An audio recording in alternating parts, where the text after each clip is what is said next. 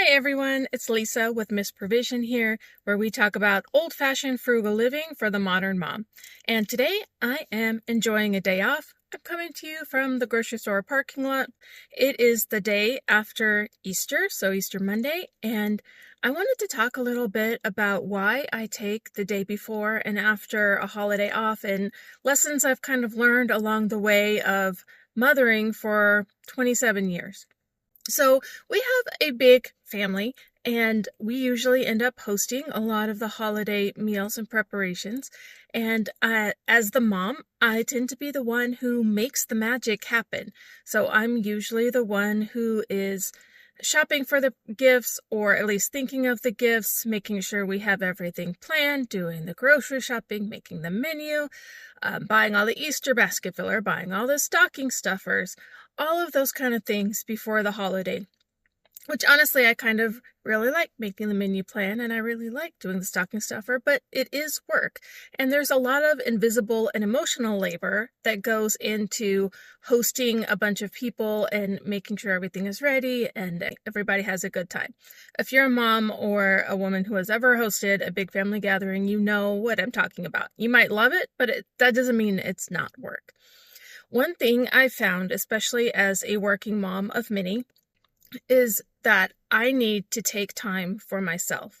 And so what I usually do is take the day after a holiday off. I take a PTO day, and it's just a me day. Everybody else has gone back to school. They've all gone back to work. There's not really anything expected of me, and it gives me a time to reset and recover. And this goes back to another thing I've learned in my years, which is I read a book. It was called A Mother's Rule of Life by Holly Pierlo. And it was specifically for Catholic moms, but it was about structuring your family life in such a way that everybody, including mom, has time to do everything that's important to them, making sure things are prioritized, and also a little bit of self-care.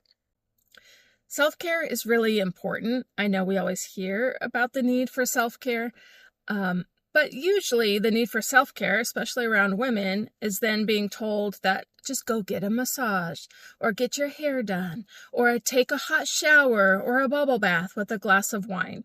And I want to reject that. A lot of people, that does make them relaxed, but that's not the self-care that's going to fill up your soul. That's basic human hygiene. That is not self-care that is going to refresh your brain and really heal your mind and spirit when you're worn out and exhausted. For me, self-care is having time to pause, to mentally reset, to just rest my brain where nobody is asking anything for me.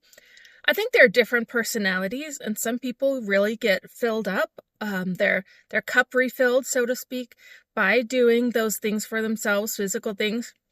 That's not me.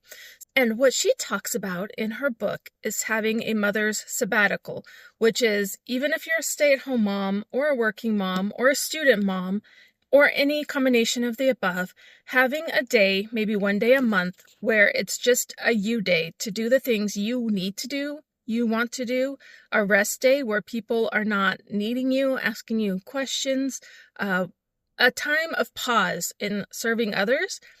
Not so you can serve yourself, but just so you can rest and reset. And I really took that to heart. And once I started doing that, I noticed my productivity, but also my attitude towards my family really changed because I didn't feel so wrung out all the time. I did have a time to recharge.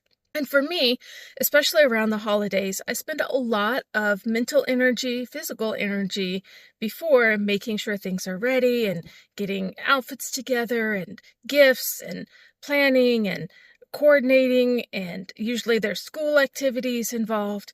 And so taking the day after as a day for myself, I found has really been helpful. I do this at Thanksgiving too. My kids are usually off the whole week of Thanksgiving.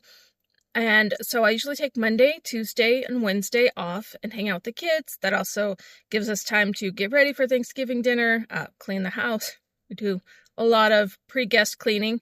I don't know if you've seen that meme. We haven't cleaned for guests in a while, and it shows. That's totally my house.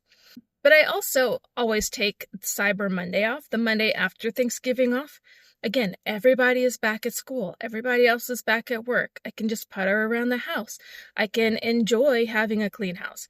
I can enjoy just sitting with a hot cup of coffee and doing whatever I want with no agenda. And also, I can shop. That's the big online shopping day. I can shop without guilt. I'm not trying to check the Best Buy deals in between meetings or anything like that. So anytime I do any kind of hosting or a big family event, for example, Christmas, Easter, sometimes I do this for 4th of July or for Memorial Day. We tend to have big family gathering at Memorial Day because we have a lot of birthdays and end of the year, and we do a barbecue. I just need a day to reset. And I want to encourage you to think about times when you can have a mother's sabbatical too. It doesn't have to be a whole day. It can just be a few hours, but plan for margin in your days and plan for time off when you know you have a really busy season coming up, whether it's crazy work deadlines or a bunch of holiday plans or you're planning family vacation, whatever it might be.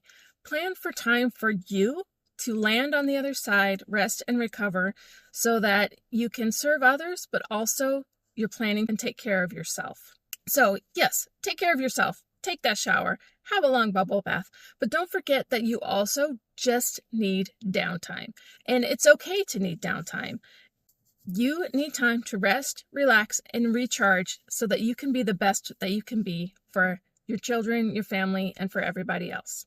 So I hope this video was a little bit encouraging for you, and I'll see you on the other side with some actual frugal tips. In the meantime, take good care of yourself.